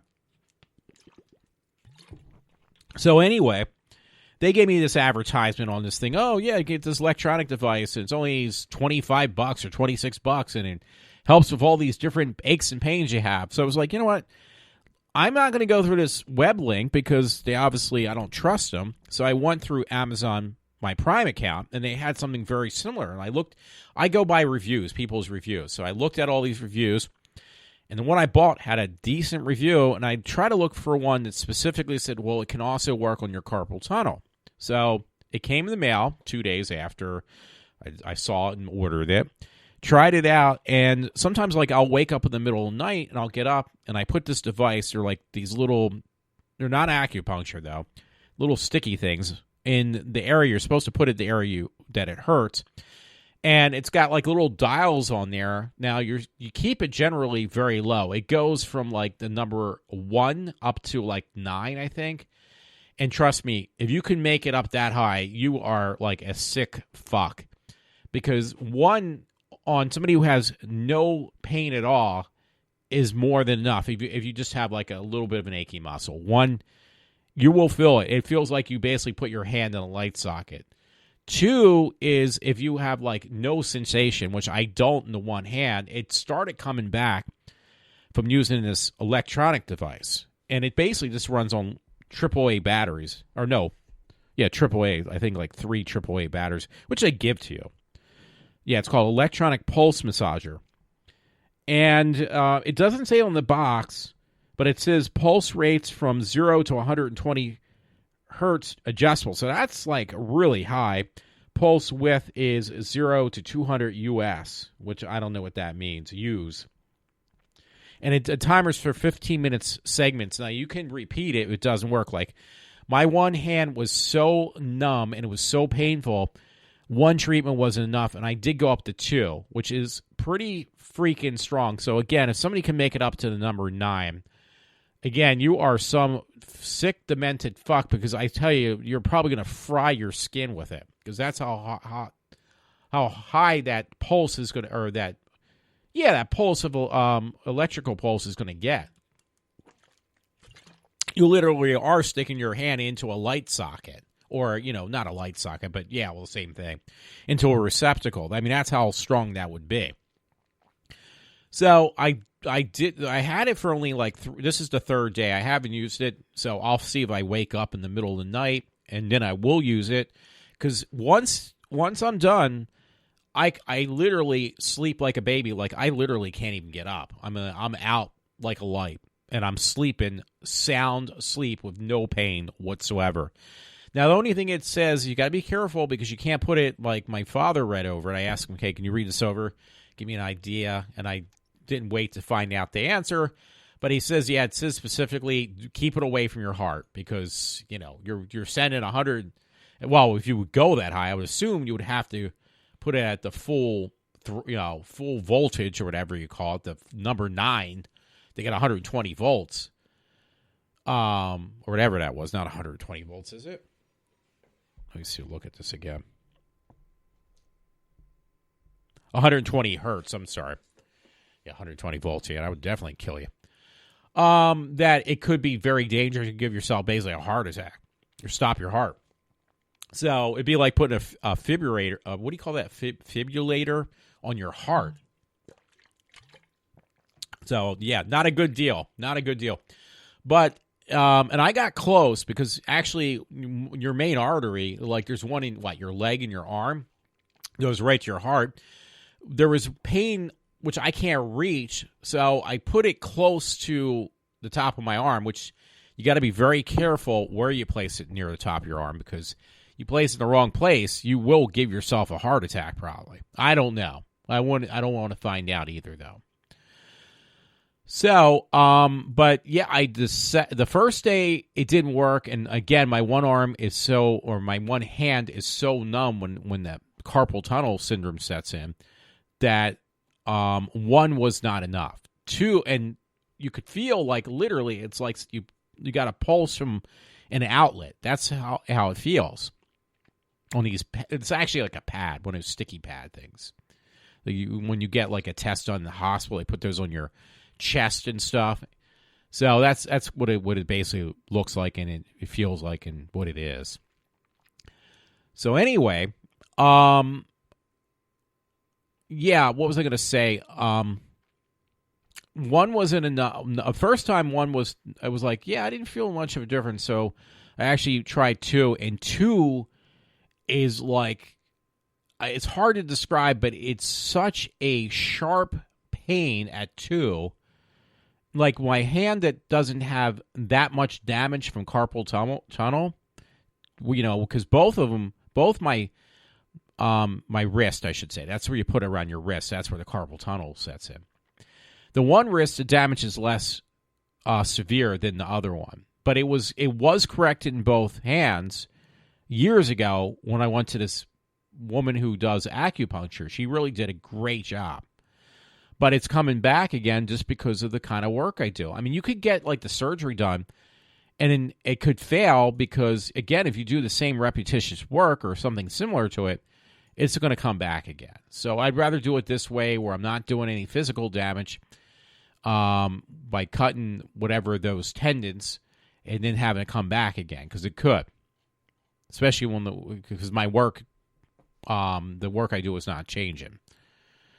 So anyway, I put it at 2, and again, it's just like if you ever like accidentally, like especially when you're a kid, you accidentally got zapped because you touched an open wire. Well, that's exactly what it felt like at 2.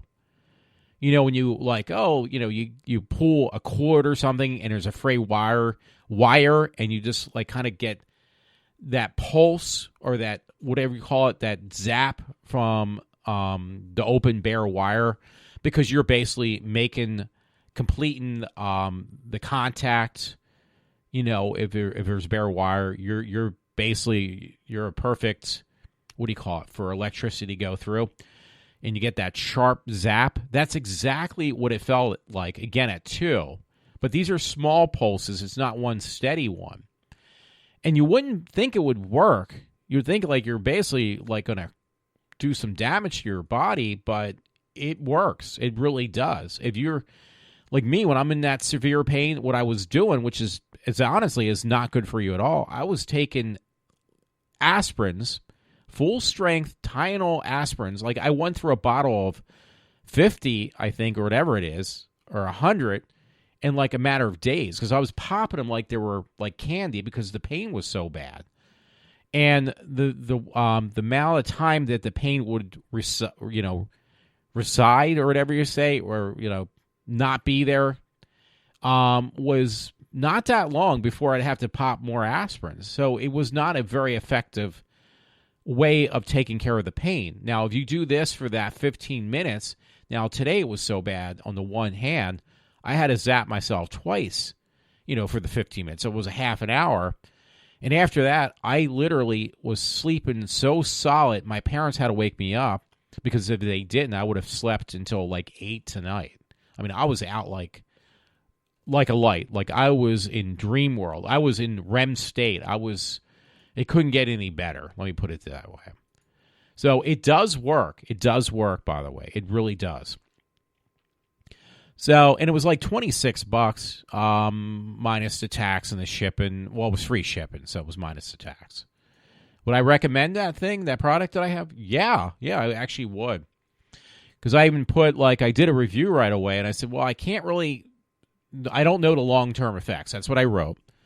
But I said, so far, because I've been in so much pain, because eventually you could build up, I assume you could build up like a tolerance, and that's not going to work. Hopefully, unless I can correct which I won't be doing right now, eventually the job will correct itself because it may not be there for me, unfortunately. That's what I wanted to mention.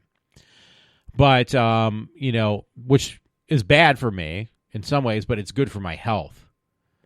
So, there's always two sides. So anyway, yeah, I would recommend that. I got on Amazon, and it was a good deal, and it was definitely worth the $26. Because honestly, when I went to those sessions over for the acupuncture, I think those were like $50 or $100 a session. So I didn't do those all the time. I probably did them like twice a month. And believe it or not, it really worked. It's just really expensive. So what do you want to spend? Like $200, $400 a month?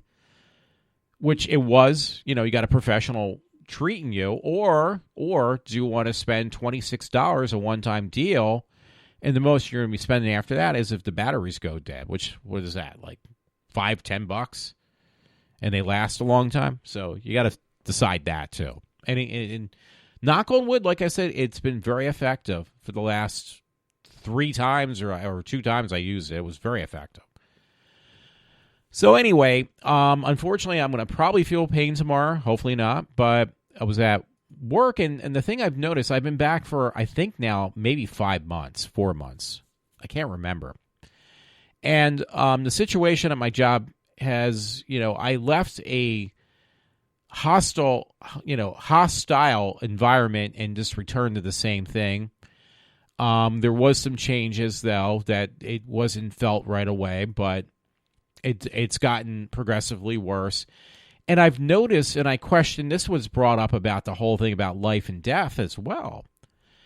Because this hostile environment that has now been created at work, I've noticed that it's the same situation that, believe it or not, I dealt with in high school years ago. And actually, let me correct myself, middle school.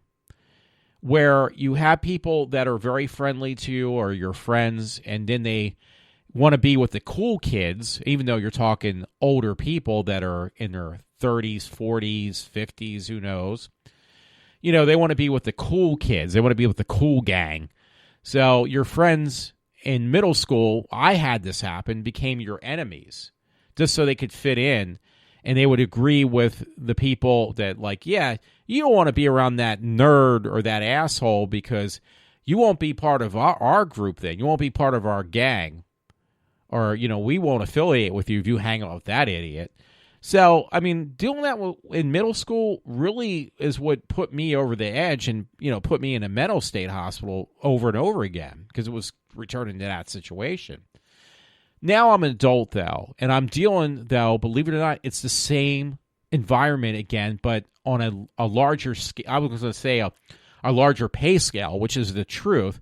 No, but it's at a different age scale from before, but it's the exact same situation where I'm the one who has been made the protagonist.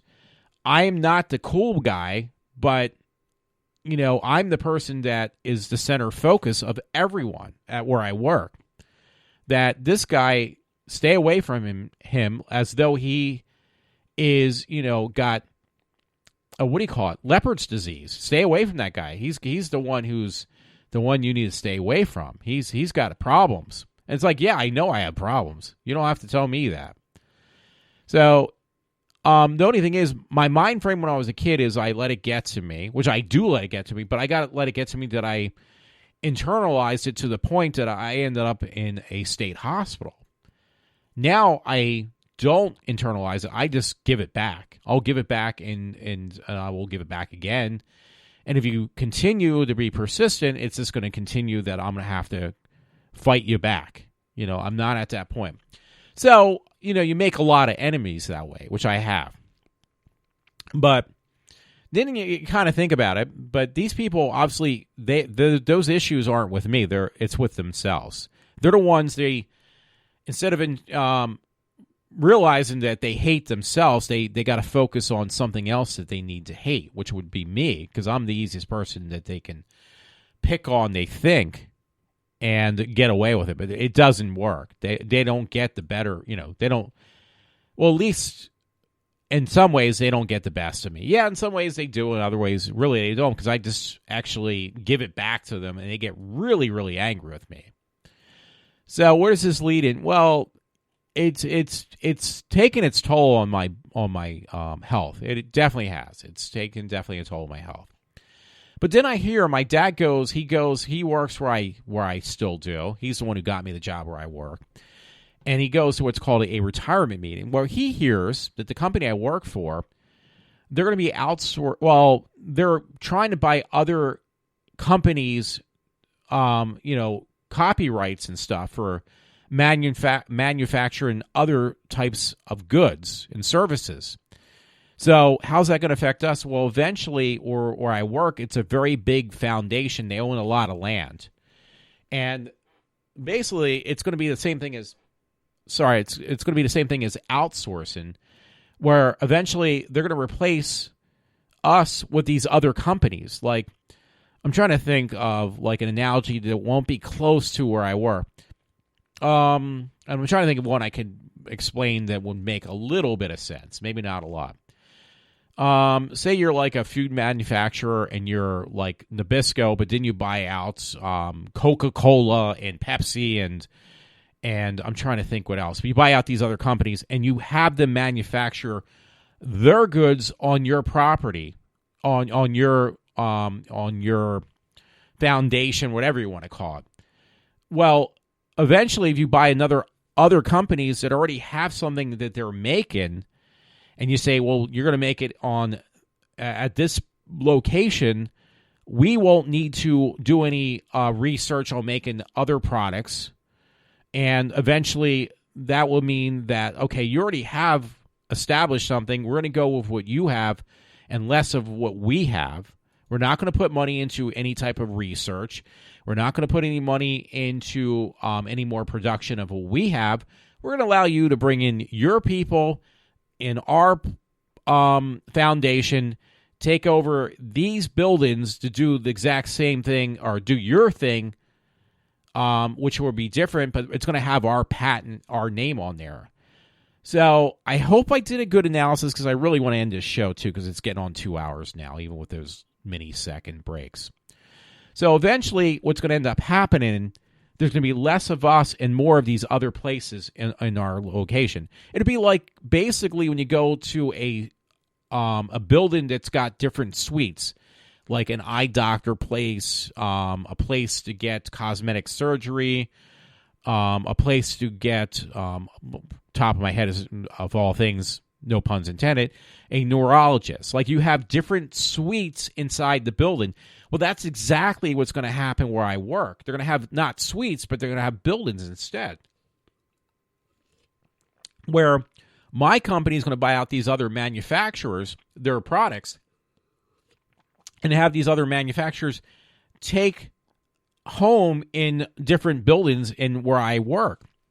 And eventually it's going to be that my dad says his guess, and he's been pretty accurate about stuff, it's going to eventually lead to less of us and more of these other companies making their product under our company's name. And eventually what's going to end up happening, we're going to be like a minority group of people as a whole. Like we're like, say, hypothetically, we have, I don't know, I'm going to take a number, 2,000 people at where I work. Well, eventually they're going to get it down to like 25 people or 50 people doing still what we already have a patent on, or what we've been manufacturing for the last 20 or 30 years. That's the only thing, though. We're not going to make anything new. We're not going to add into our original ideas or patents. They're going to, whatever we have is going to be there, but everything else is going to be done by other companies who now take up residence on our location. So, and people think, well, they think I'm bucking the system. I'm going to put them out of a job, that I'm the one who is the person who is, I want to use the word misanthrope. The person, well, that's the hater of all mankind, but the person who is going to destroy the company from within, and they don't realize you're doing that all on your own. This is what they don't understand. Because they're basically, well, there's other things too, some fallacies, faulty equipment, human error as well, I think, is incorporated in this. But they think, well, if we fight against this company that I work for, that this is going to, this is where I wanted to go earlier with my, like 2 hours ago with my friend Matt.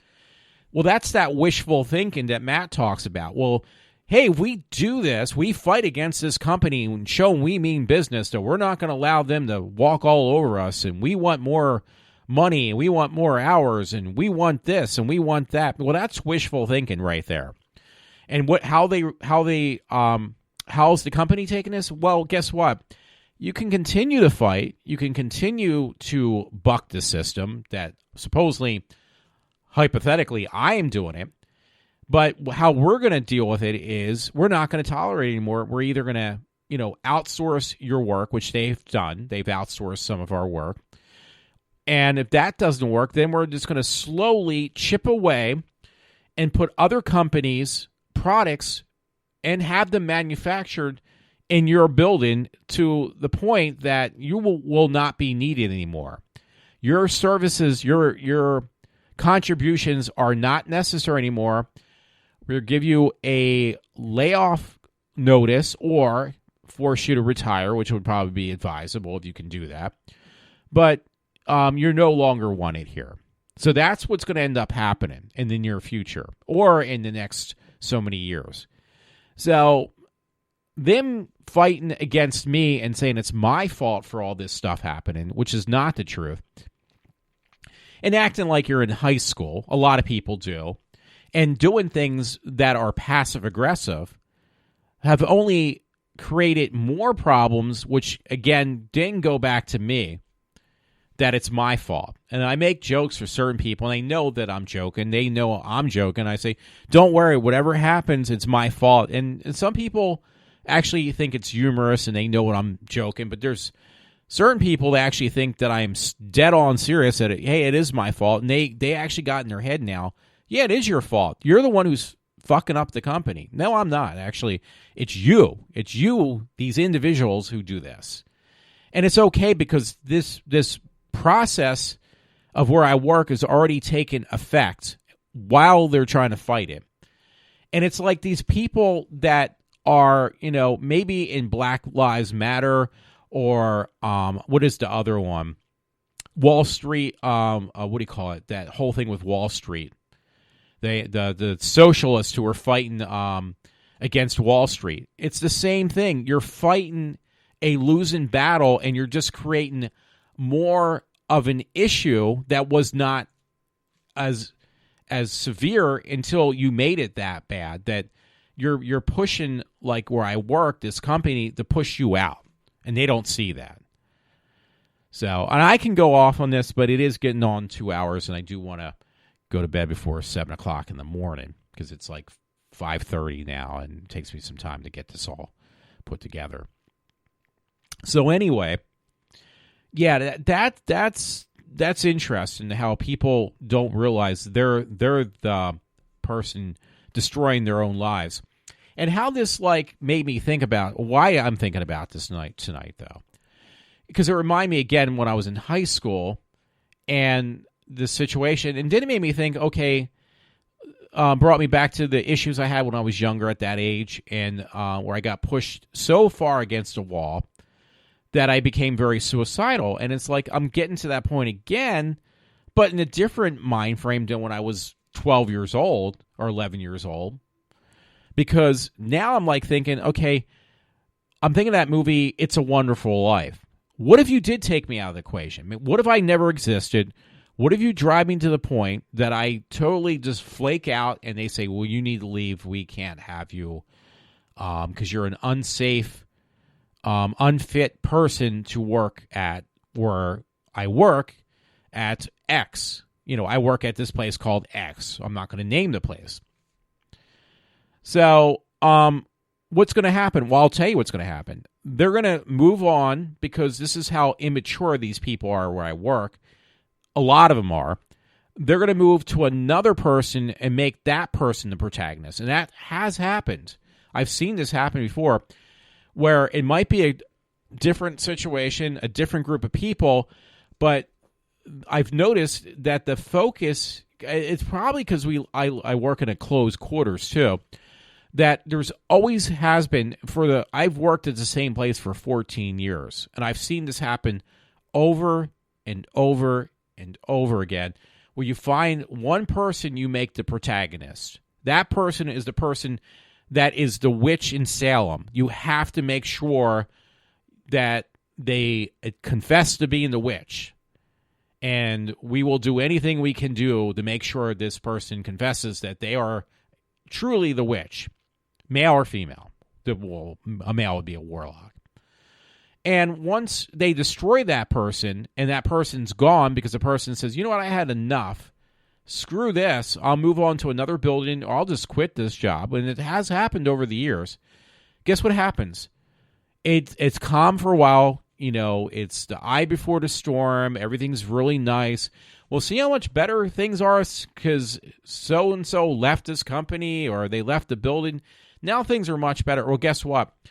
It then kind of starts to boil again. And then it gets to the point, after it boils, they find a new person to put as the center of attention of being the person who is the problem child. And I've seen this for 14 freaking years, folks. So it's not a new thing. And it's going to continue. And I think it's not even just where I work. I see this in everyday life, in every aspect of my life, in every situation I have to deal with. That we now live in a society where there is no such thing as a person growing up and acting or being an adult. That no longer exists. What we do live in, though, is a world of infantile adults or people, and they think, well, I'm not childish or I'm not acting like an infant. I have a husband. I have a wife. I have a girlfriend. I have a boyfriend. I have a house. I have a car. I own all this stuff. I make $100,000 a year, and you have the nerve to call me a child? Yeah, actually I do. Because you could be the richest person in the world. You could have everything, a yacht, a mansion, a Hummer, and you could be like a millionaire, but it doesn't make you it does not make you an adult. Because I've seen people who got everything, literally have everything. I don't care how they establish it, but they have everything. But yet they have the mind frame of a 2-year-old still. So that means nothing to me. So the stronger and the bigger person is not the idiot who thinks, well, because I own all this materialistic stuff. Yes, Matt Tarns, I am being a hypocrite because I have a lot of materialistic stuff. But does that make me a better person than that other person? Minus the people that I am, indirectly, specifically talking about, yeah, it does not make me a better person. It does not change my situation. But what is this other stuff? Pointing this out to my friend Matt. Having this other stuff doesn't mean you establish yourself or make you, you reach the top of the pyramid of success. It doesn't change who you are, though. You are the same person. But what you do have, and you don't realize this, is you have more materialistic stuff. Now, the materialistic stuff you have, does it make your life really more comfortable? Not necessarily, because you're paying taxes on that stuff. Does it make you more of an adult? No, absolutely not. No, it doesn't. What makes a person an adult is not what they have to show for themselves or what they have established or the fact that they can procreate. The thing that makes a person an adult in the real sense of the word is a person who is comfortable with themselves, which I'm not, and also can I'm trying to think of the right terminology. A person who is confident, through and through, which I'm not, but also is somebody who I can't think of any other way to say it, Matt. So I'm directing this to my friend Matt.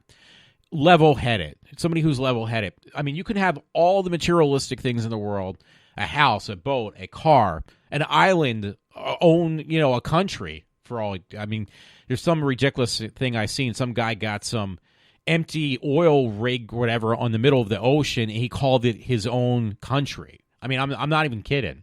Something on that line. He found some, empty thing in the middle of the ocean that was some type of, again, like an oil rig thing or whatever that was abandoned, and he called it his own country now. So you can own your own country, but that does not make you any more of an adult. What makes you an adult is acting like an adult. So if that makes any sense, I don't really know, but folks, this is Walter from iWalter, and guess what? It is 2 hours, and I am definitely signing off for tonight, and probably for this weekend. It is a 3-day weekend, so maybe I will be back shortly in the next couple days. I don't know yet. So everyone, for those who actually do physically have a job and are not dependent on the government for government assistance or EBT or welfare, not those people, but for everyone else who actually truly works and actually works at a job and does something at their job and not be a slacker, have a happy Labor Day. So this is Walter. Again, I am signing off for now.